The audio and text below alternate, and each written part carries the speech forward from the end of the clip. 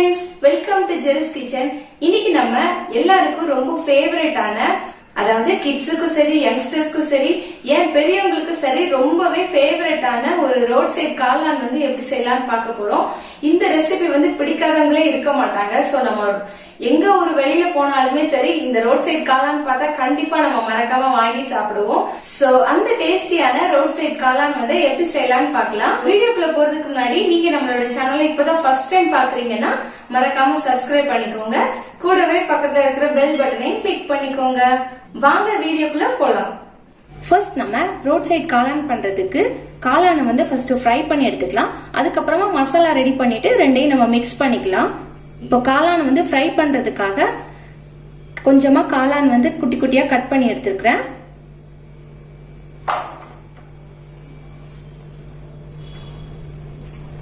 ஒரு பெரிய வெங்காயம் சின்ன சின்னதா நறுக்கி எடுத்துக்கிறேன். இதை ஆட் பண்ணிக்கலாம். ஒரு டேபிள் ஸ்பூன் அளவுக்கு இஞ்சி பூண்டு பேஸ்ட் வந்து ஆட் பண்ணிக்கிறேன். ஒரு கப் அளவுக்கு மைதா மாவு ஆட் பண்ணிக்கலாம். ஒரு டேபிள் ஸ்பூன் அளவுக்கு கார்ன்ஃபிளவர் ஆட் பண்ணிக்கலாம். உப்பு வந்து தேவையான அளவு ஆட் பண்ணிக்கலாம். கடைசியா ஒரு முட்டை வந்து ஆட் பண்ணிக்கலாம். சப்போஸ் உங்களுக்கு முட்டை வேண்டாம்னா நீங்க முட்டையை வந்து அவாய்ட் பண்ணிடலாம். 1/4 டீஸ்பூன் ஜீரகத்தூள், 1/2 டீஸ்பூன் கரம் மசாலா, கடைசியா 1 டீஸ்பூன் காஷ்மீரி மிளகாய் தூள் ஆட் பண்ணிக்கிறேன். நான் இன்னைக்கு ஃபுட் கலர் எதுவுமே ஆட் பண்ணல. சோ அதனால தான் நான் வந்து காஷ்மீரி மிளகாய் தூள் ஆட் பண்ணிக்கேன். சப்போஸ் நீங்க ஃபுட் கலர் ஆட் பண்ண விருப்பப்பட்டீங்கன்னா நீங்க ஃபுட் கலர் வந்து கொஞ்சமா ஆட் பண்ணிக்கலாம். இப்போ இதை நம்ம நல்லா மிக்ஸ் பண்ணிக்கலாம்.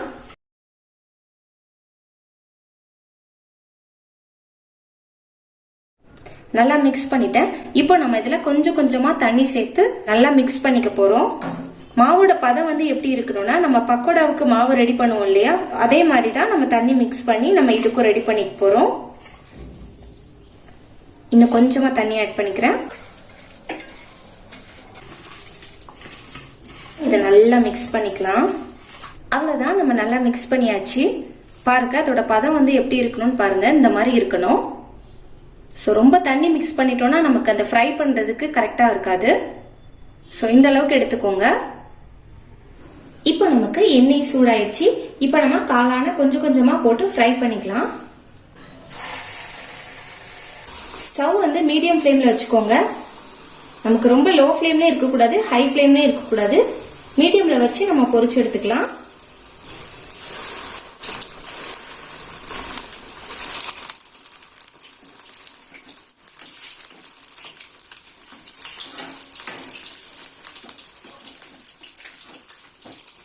அவ்வளவுதான், பாருங்க நல்லா ஃப்ரை ஆயிடுச்சு. சோ இது போல நம்ம எல்லாத்தையும் பொரிச்சு எடுத்துக்கலாம். இப்போ பாத்தீங்கன்னா நம்ம எல்லாத்தையுமே நல்லா ஃப்ரை பண்ணியாச்சு. இது நம்ம சும்மா சாப்பிட்றதுக்கே ரொம்ப சூப்பரா இருக்கும். அவ்வளவு டேஸ்டாவும் இருக்கும், ரொம்ப கிறிஸ்பியாவும் இருக்கும். சோ சைட் டிஷ்ஷா கூட நீங்க இதை வச்சு சாப்பிடலாம். சோ இப்போ இது நமக்கு ஆறட்டும்.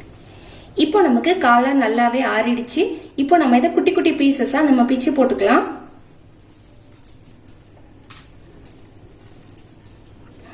நம்ம இப்படி பிச்சு பிச்சு போட்டு சேர்க்கும் போது நமக்கு காளான் வந்து அந்த மசாலாவோட நல்லா ஊறி டேஸ்டா இருக்கும்.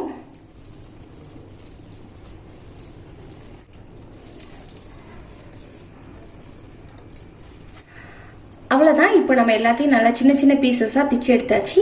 இப்போ நம்ம காளான் மசாலா வந்து ரெடி பண்ணிடலாம். இப்போ ஸ்டவ் ஆன் பண்ணிட்டு அதுல ஒரு பேன் வச்சுட்டு 3 டேபிள் ஸ்பூன் அளவுக்கு எண்ணெய் விட்டுக்கோங்க. எண்ணெய் சூடானதும் அதுல ஒரு பெரிய வெங்காயம் வந்து இப்படி சின்ன சின்னதா நறுக்கி அதுல ஆட் பண்ணிக்கோங்க.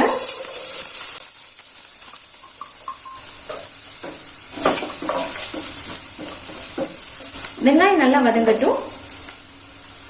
3 சின்ன சைஸ் பச்சை மிளகாய் கட் பண்ணி ஆட் பண்ணிக்கலாம்.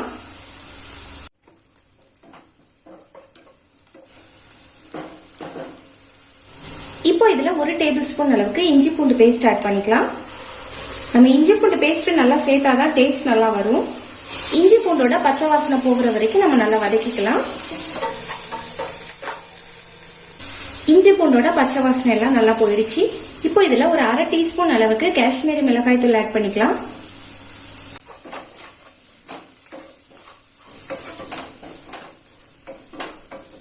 வதங்கிடுச்சு. இப்போ இதுல நம்ம 1/2 கப் அளவுக்கு டொமேட்டோ சாஸ் வந்து ஆட் பண்ணிக்கலாம். 1/2 கப் அளவுக்கு தண்ணி ஆட் பண்ணிக்கலாம்.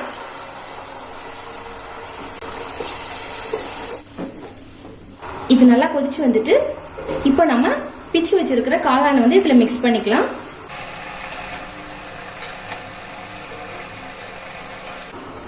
இந்த காளான் ஃப்ரைலே நம்ம ஆல்ரெடி உப்பு சேர்த்திருக்கிறதுனால நம்ம இதுக்கு தனியா சேர்க்க வேண்டியதில்லை. இந்த காளான் வந்து இந்த சாஸோட நல்லா மிக்ஸ் ஆகி உப்பு கரெக்டாவே இருக்கும். சப்போஸ் உங்களுக்கு உப்பு தேவைப்பட்டா கூட நீங்க கொஞ்சம் ஆட் பண்ணிக்கலாம். இதை நல்லா மிக்ஸ் பண்ணி விட்டுறலாம். இந்த காளான் எல்லாமே இந்த சாஸோட நல்லா ஊறணும். அப்பதான் டேஸ்ட் நமக்கு பெர்ஃபெக்ட்டா இருக்கும்.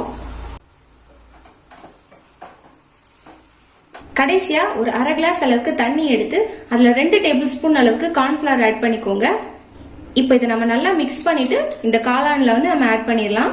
ஸோ இந்த கார்ன்ஃபிளவரை நல்லா மிக்ஸ் பண்ணியாச்சு. இப்போ நம்ம இதுல ஆட் பண்ணிடலாம். நல்லா மிக்ஸ் பண்ணி விட்டுறலாம்.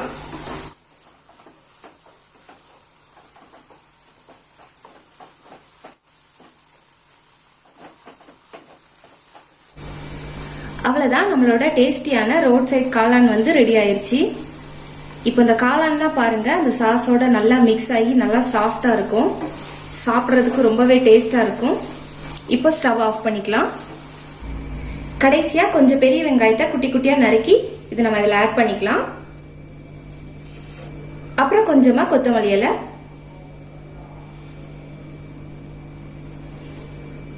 அவ்வளவுதான், நமக்கு காளான் இப்ப ரெடி ஆயிருச்சு. சோ இன்னைக்கு நம்ம ரொம்ப சூப்பரான டேஸ்டியான ரோட் சைட் காளான் வந்து எப்படி செய்யலாம்னு பார்த்தோம். மறுபடியும் ஒரு சூப்பரான ரெசிபியோட நான் உங்களை மீட் பண்றேன். அது வரைக்கும் நீங்க நம்மளுடைய மத்த ரெசிபிஸ் எல்லாம் பார்க்கலன்னா மிஸ் பண்ணாம பாருங்க. Thank you, bye bye.